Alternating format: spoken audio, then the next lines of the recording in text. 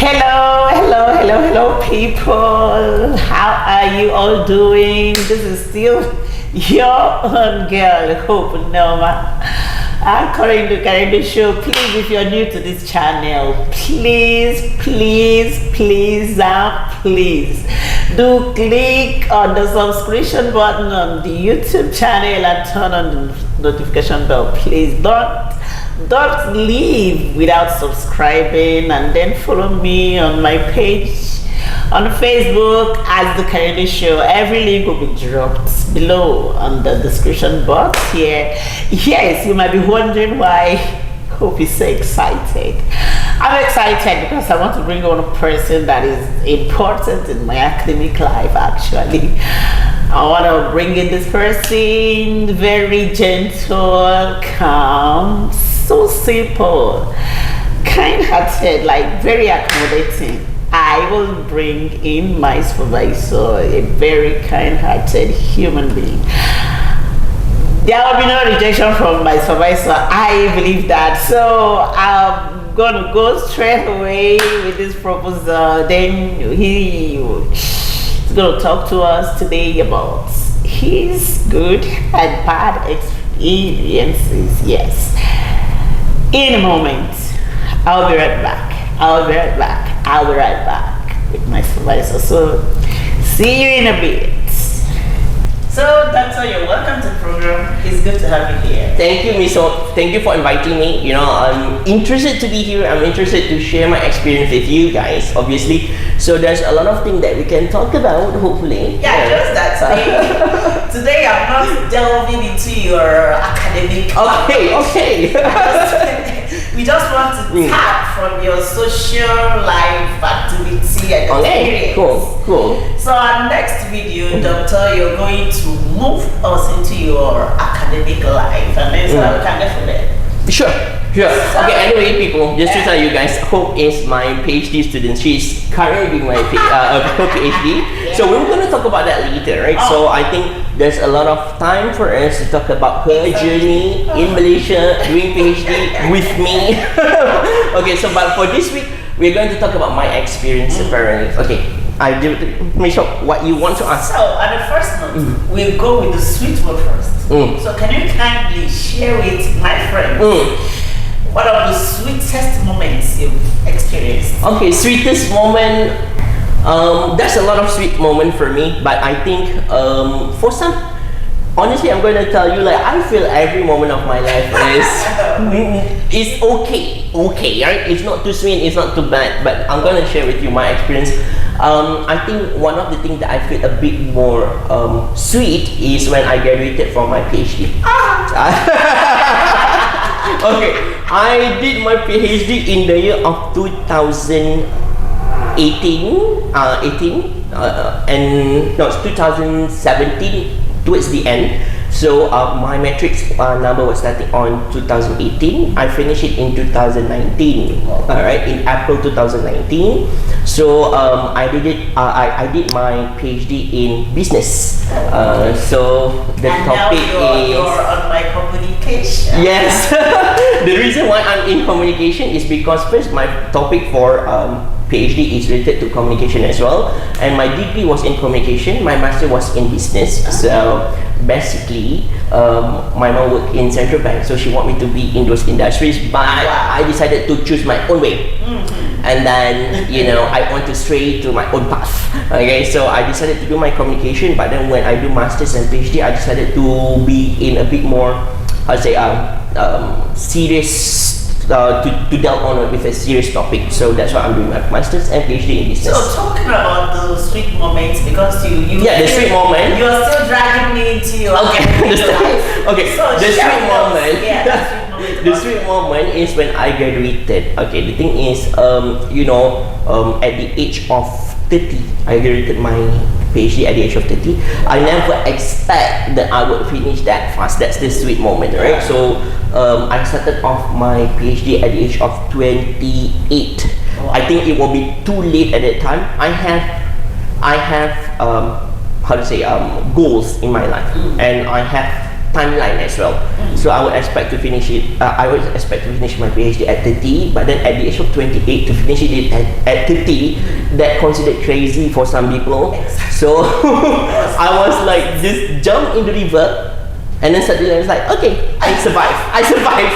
I survived apparently. And then the sweetest moment is because I still remember my mom said to me when I finished off my degree, she told me like she wished to wear my degree robe because she wasn't get that chance to continue her degree, and then she said that it is an achievement for her when she see me graduated, because I still remember on that day she said like, can I just wear the robe so that I can feel and I can experience what it felt like, graduating from the universities. And then I think that's the most touching thing for me, because I know that as kids, as a children, there's nothing much that we can provide happiness to our parents except for something that they really really like about, so that's one thing that I realized, that okay, maybe education is a way for me to make my mom proud. So that's why I think it's the sweetest moment. I know it can be a bit cliches about academic, but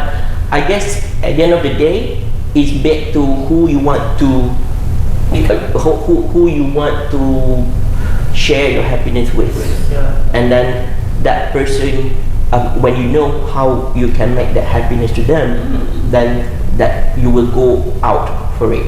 Just as same as like, if let's say you have a husband and you have a wife, right? So you know that this other person that I love the most, this other person who I want to make happy. So when you know what makes them happy, then just give them that. Okay, and then second question from Michelle, she's asking me about like what is not yet. About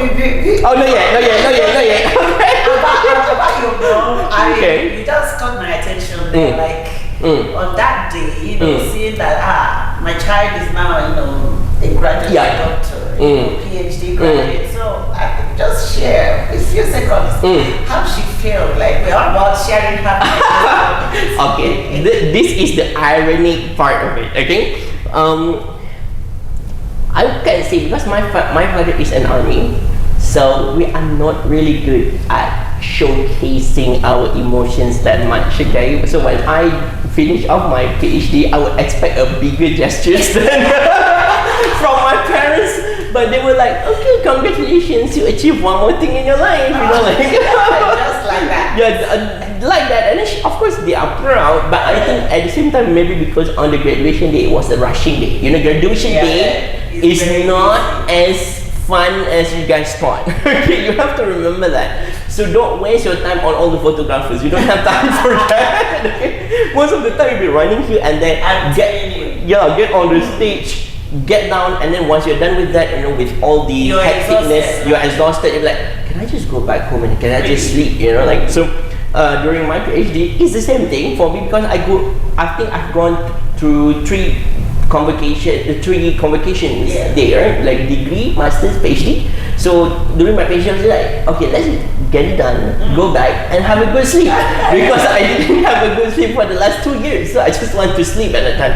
So pretty much she said we know that she's happy, but it's not something that as big gestures as when I finished off my first degree.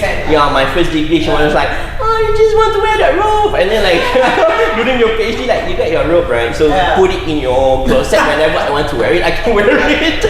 But that's the thing about it. But then share with us one moment of your life that you felt like crying, you just felt like why me?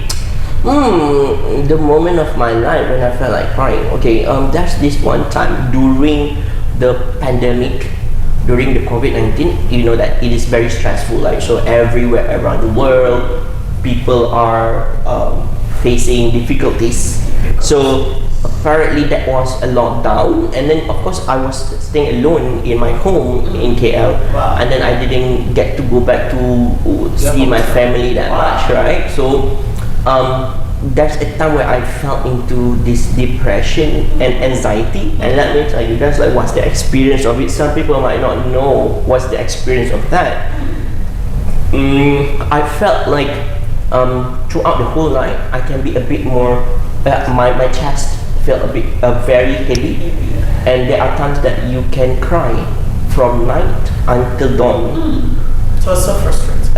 It's very frustrating, but sometimes you don't know why you're crying, right? Apparently, anxiety and depression is because you have a lot of things on top of one another until you fail to analyze or to discover like which of this is the actual problem that caused you to cry.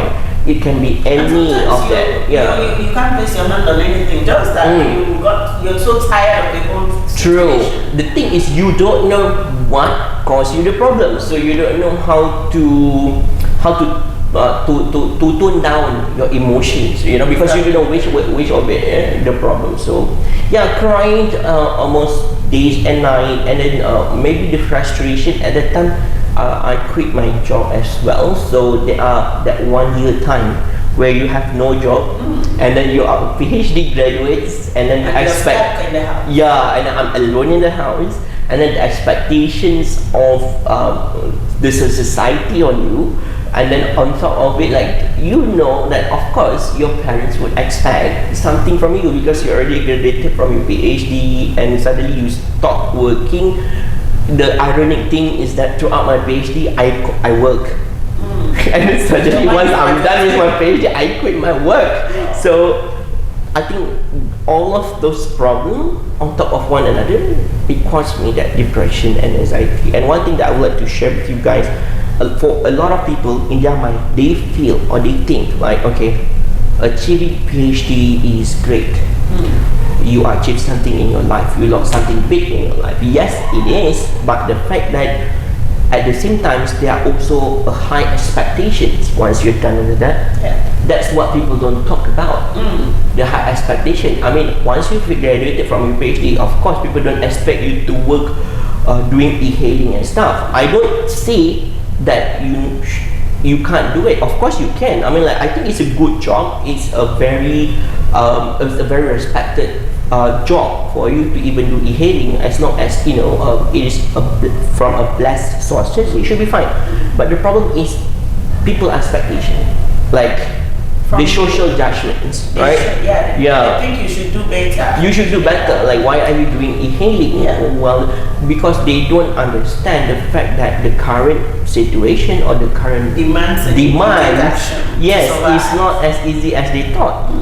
Previously, the last 10 years, the last 15 years, right? If you graduated from your PhD, you straight away absorb into one of the big education institution. But nowadays, having a PhD is not too common, but it's also not too weird for you to have PhD, right? More and more people are having PhD, more people having masters. So sometimes it does affect your chances to be working with some respectable institutions, so you feel stressed about it because you feel that you have certain expectation. I want to go here, I want to be there, whatever not. And when you didn't achieve that, people expectation and on top of people's expectation. And so doctor, during that time, because I can relate how it felt. But we are all in it together. I didn't go back home. Nobody goes in, nobody comes in, nobody goes out. All right.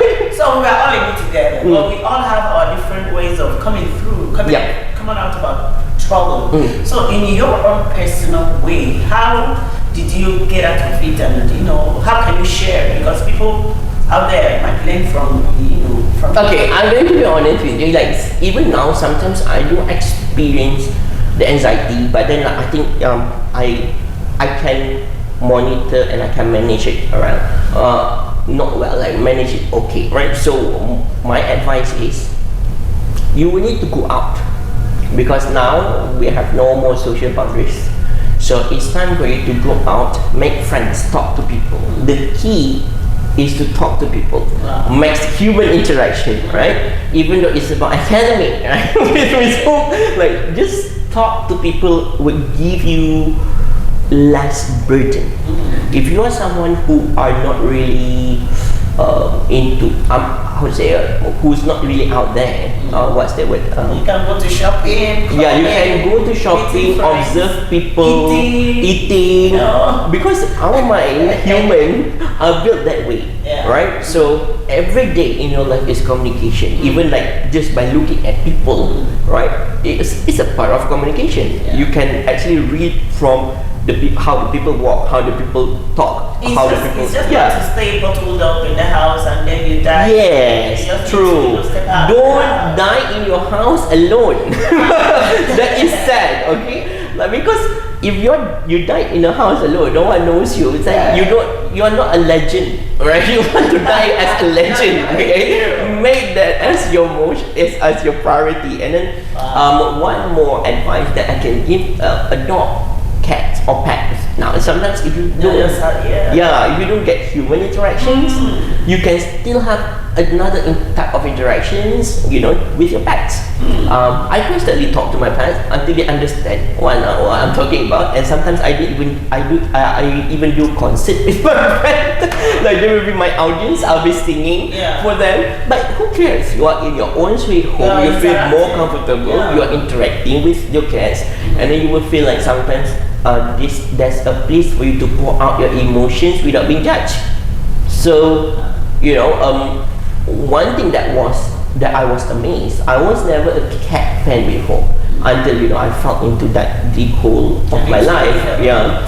So when I talk to my cat, I felt like somehow they understand me, and they basically provide me that enough or sufficient comfort, during that time that I'm facing those trouble. So yeah, that's my experience.